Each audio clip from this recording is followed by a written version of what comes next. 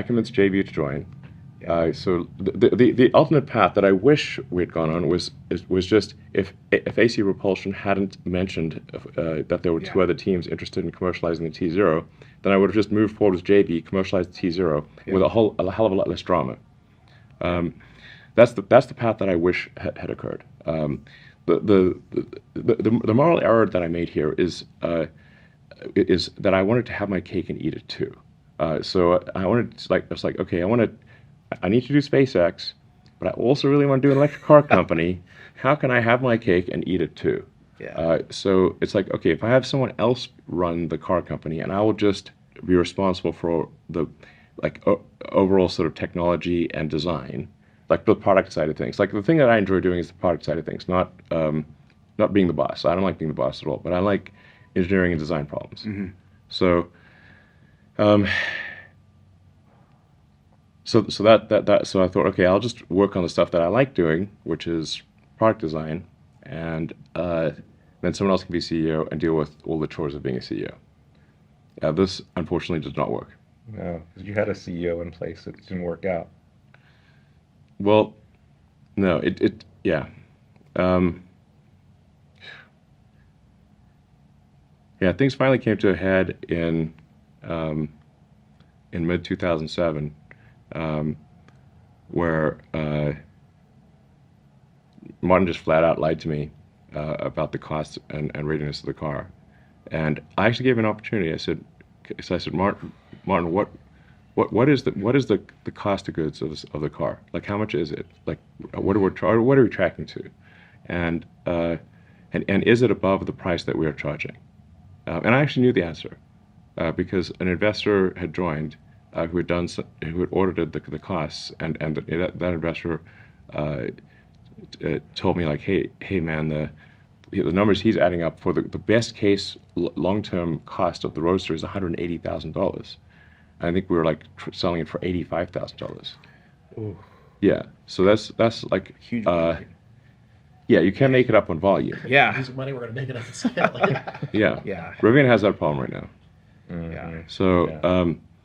So basically, I was like, well, this is extremely messed up. And he also said that like about the sort of new investor came in, said that about a third of the car works, about a third of the car is super late, and a third of it will never work at all. Oh. I'm like, okay, this is pretty bad. So I called Martin and said, like, Martin, what's the cost of the car? And he said he didn't know. So I'm like, okay, he's flat out lying to me. Because I asked, did you tell Martin this? And he said, yes, I told Martin this. So when I then called Martin and said, what's the cost of the car, Martin? Oh, I don't know. Are you sure? and when he did bold-faced lie to me, I was like, that's it. You know, he can't be CEO anymore. So we had a board meeting, and we fired him unanimously, including the people that he had appointed to the board. Wow. And at the time, we did not know the full extent of the situation. So we kept him on, like. He was in the company, but fired as of July of 2007, and then I still didn't want to be CEO of the company, so I got like an interim CEO,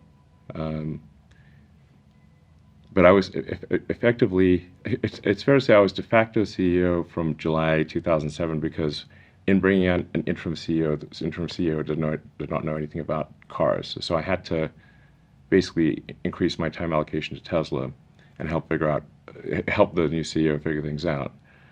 And this is all happening as we're sort of progressing into 2008. And it, I mean, I so badly didn't want to be CEO. Like to be clear, I could have been CEO from day one. It's not like I was like, I had like majority ownership on day one. Yeah. Yeah, because I'm now CEO. If I wanted to be CEO, I could have just made myself the CEO anytime I want. There's no need for any machinations or Machiavellian anything. I just could say, I vote me CEO, end of story. Yeah. So it's because I was trying to not be the CEO that things became problematic. Yeah. So we had an interim CEO for a few months, and then we did a CEO search in 2007, and the only person who was willing to say yes was Zev Drory. I don't know if you guys remember anything about Zev Drory. All right. So Zev is I like Zev actually. Let's just say like he is fearless. So the only person who would agree to be CEO of Tesla was a guy who spent 3 years in the Israeli paratroopers and was afraid of nothing. So Zev joined as CEO, but he, from a personality standpoint, his personality did not mesh well with the rest of the team.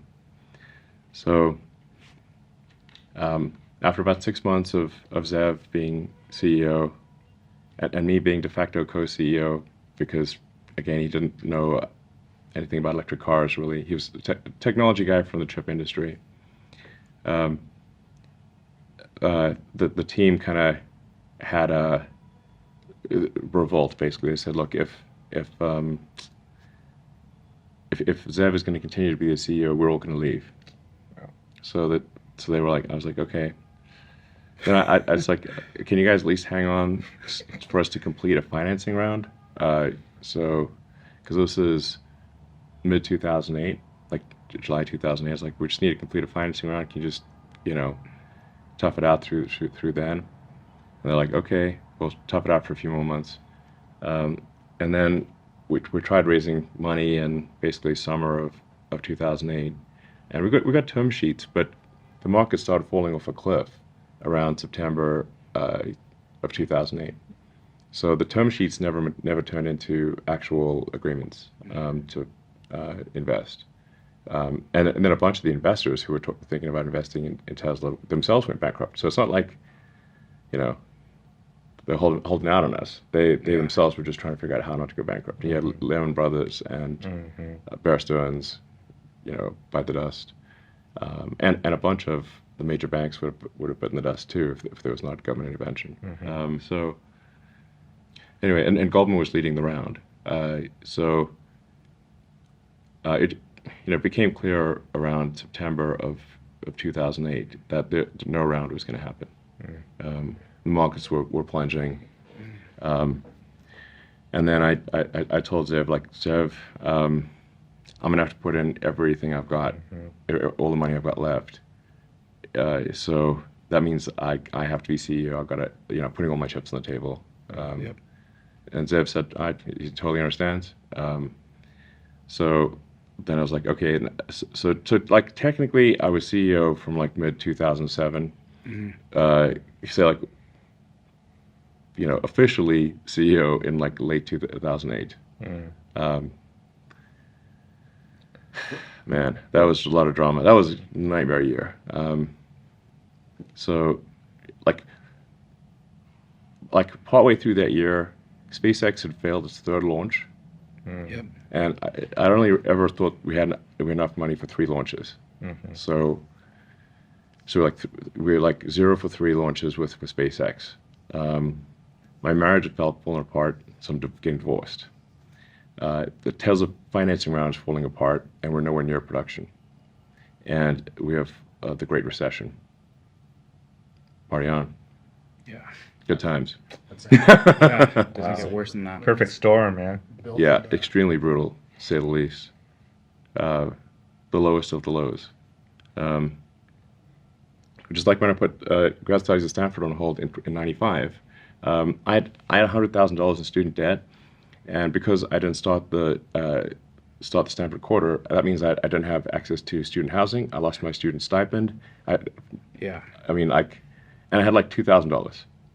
So and more than $100,000 in student debt, and 1 computer.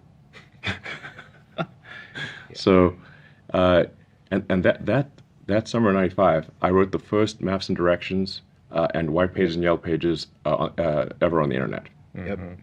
Personally, by myself.